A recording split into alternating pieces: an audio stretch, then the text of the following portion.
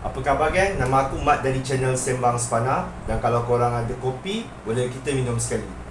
Okay, so kali ni aku nak cakap tentang satu alat ni yang pada pendapat aku lah, kebanyakan mekanik tak sanggup nak belanjakan duit yang banyak untuk beli alat ni. Sebab dia tak buat kerja apa-apa pun, dia cuma suluhkan ruang kerja kita. Dan alat tu ialah lampu. Okay, jadi aku masa mula aku kerja dulu kan, aku pakai lampu yang murah ni tau. Aku rasa aku beli dalam RM5.90 je dulu. Lampu tu dia pakai 3 biji bateri AA ni, sorry, AAA. Dan adalah 3 masalah macam tu pasal lampu tu kan. Yang pertama ialah dia memang kuat makan bateri. Jadi duit aku habis untuk beli bateri lah. Masa tu syarikat aku kerja tu, diorang ada bagi voucher pasaraya tau.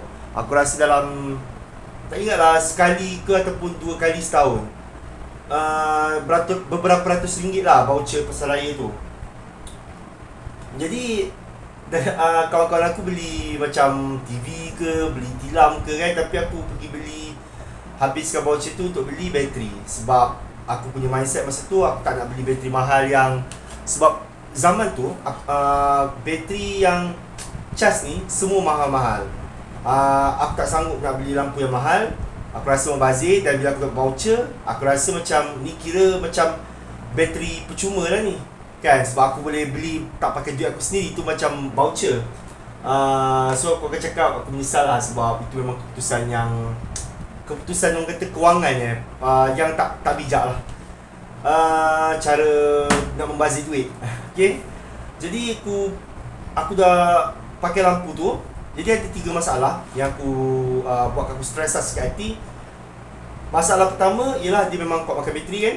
Macam aku cakap tadi, banyak beli bateri. Masalah yang kedua ialah dia punya bateri disimpan dengan cara ni tau, macam bateri slide. Sekejap aku tunjuk aku cari contoh serupa. Dia lebih kurang macam mouse ni lah. So korang kena tarik ke bawah macam ni lah. Lepas tu ruang bateri dia terbuka. Apa yang jadi ialah lampu tu kan, okay, dia ada magnet tau. Magnet itu tak adalah kuat sangat. Jadi bila aku contoh macam dulu masa aku muda, aku selalu buat kerja lebih masa, overtime sampai malam, repair kereta accident. Contoh macam tukar axle beam ke. Lepas tu tukar axle beam mesti kena buka pasang dia punya brake drum kan. Jadi aku akan suluh lah, aku kena suluh lah brake drum tu. Lepas tu lampu tu aku lekatkan dekat kaki hoist tau.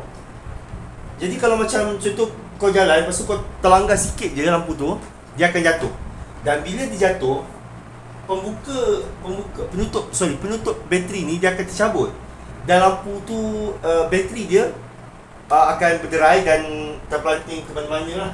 So satu kerja nak mencari. Dah lah, lampu ada satu je kan. So bila lampu tu dah terpung tu, tercabut, nak mencari bateri aku kena pakai lampu. Masalahnya lampu dah tak ada, lampu dah tercabut dia punya bateri. Macam nak cari bateri kan.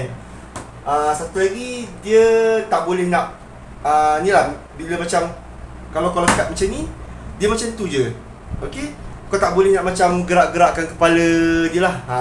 So serabut lah. Sebab kadang-kadang, bukan kadang-kadang lah, sebenarnya kebanyakan masa besi yang kita boleh lekatkan lampu tu, dia punya kedudukan tak kena. Okay, jadi contoh macam kau nak suluh ke atas, tapi besi kat sini je, kau tak boleh nak. Dalam kalau lampu menghala ke bawah macam ni, kau tak boleh nak hala ke atas kan. Itulah dia masalah dia. Jadi aku jadi fed up lah. So aku jadi fed up. Lepas tu buat keputusan untuk beli lampu ni. Lampu ni aku beli tahun 2018. Masa tu boleh kata, aku rasa tahun 2018 lah. Mungkin awal sikit, aku tak ingat lah. Tapi aku rasa aku beli lampu dalam harga dalam RM220 macam tu, lebih kurang. Dan masa tu semua kawan-kawan kat bengkel aku, mekanik lain, termasuklah manager bengkel aku tu sendiri, terkejut sebab aku beli lampu harga RM200. Aku masa tu pun macam, aduh betul ke nak beli lampu mahal macam ni kan. Tapi sebab dah tak tahan sangat dah. Okay. So aku akan kata aku tak menyesal lah beli. Memang ini antara keputusan yang paling bijak aku pernah buat untuk beli lampu yang boleh cas. Okay, so lampu ni dia tak silap aku waranti 6 bulan kalau tak silap lah.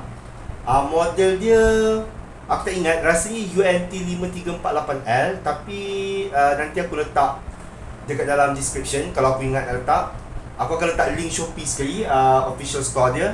Dan aku akan bagi tahu terus terang lah, link tu link affiliate.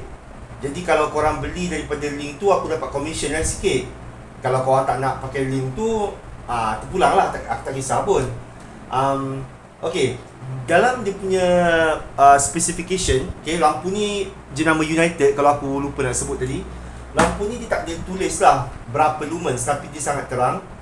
Okay, dia memang terang lah lampu ni. Lampu dah lama dah tak cas.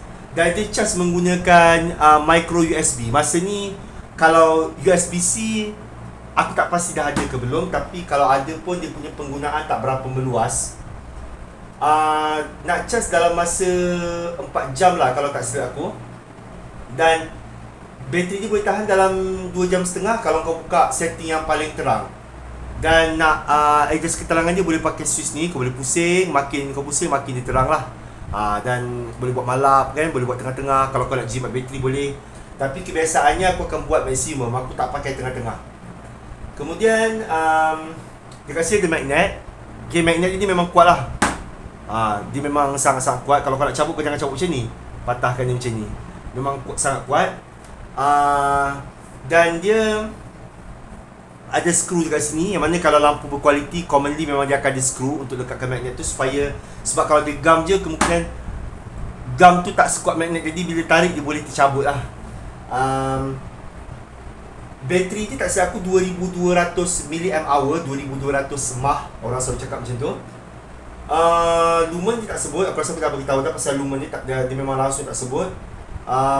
Kemudian feature yang lain lah, dia boleh bengkok-bengkok lah kan. Tapi bengkok ni tak adalah ni sangat, maksudnya bukannya kau boleh buat sesuka hati. Sebab contoh macam ni kan, kau boleh tengok, nampak tak, dia tak hold dia punya kedudukan. Jadi dia tak boleh lah macam sesuka hati nak macam unlimited. Nak bengkok tu kau boleh bengkok-bengkok sikit macam ni boleh lah. Okay, dekat sini benda ni kau boleh pusingkan tau. Dan tujuan dia untuk kau nak kecil dan besarkan dia punya cahaya lampu. Okay, so kalau sini ni paling besar, aku boleh kecilkan dia macam ni. Dan nak besarkan balik, dia boleh kecil lagi daripada ni sebenarnya. Tapi lampu ni dah lama sangat, dah banyak kali sangat dah jatuh. Jadi dia dah tersangkut tau, dia tak boleh nak pusing habis. So aku tak boleh tunjuk lah paling kecil berapa dia boleh pergi. Tapi sejujurnya aku pun tak pakai sebenarnya function tu. Aku memang pakai, aku suka pakai lampu, aku nak buka maksimum dan aku tak nak dia kecil. Aku suka lampu yang besar. Okay, so benda yang aku tak suka pasal lampu ni kan, ialah dia punya leher ni panjang tau. So macam contoh lah, kalau lekatkan dia kat bonnet, sebab ni magnet dia kat sini, kalau lekatkan kat bonnet, nampak tak berapa panjang lampu ni? Nampak? Kepala akan terlanggar dekat sini punya, confirm. So tak sesuai sangat lah. Satu lagi, kalau kau boleh tengok, dia punya cahaya ni pun dia tak besar tau. Dia tak menerangi macam besar sangat. Jadi dia tak seronok lah, tak sedap lah nak buat kerja. Bila contoh macam kau nak buat kerja dekat ruang enjin tu kan, kau nak besar, kau tak sedap lah. Sebab dia spesifik kat satu tempat je. Kalau kau nak buat kerja belah sini, kau kena alihkan pula lampu tu ke belah sana. Buat kerja, contoh macam kau buat kerja belah sini, alihkan lampu di sini. Jadi dia serabut.